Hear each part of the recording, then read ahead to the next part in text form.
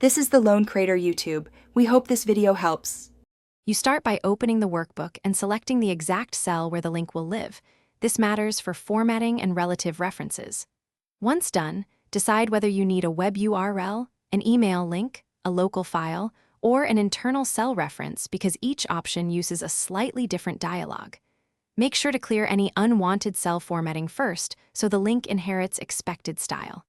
Now that you're set, move on to inserting the actual hyperlink using the built-in tools. You insert the link by right-clicking and choosing Hyperlink or pressing Ctrl+K.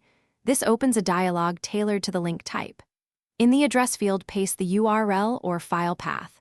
Fill text to display if you want custom anchor text. For internal links, click Place in this document and pick the sheet and cell reference so formulas remain relative or absolute as needed. Once populated, click OK and test the link immediately to confirm navigation behavior. You finish by testing the link, click or Ctrl+click depending on Excel settings to ensure it opens the target. Once confirmed, tidy the appearance. Remove underline, change color, or apply a cell style so it matches your sheet. If the link breaks, check the path syntax, network access, and whether the target file moved.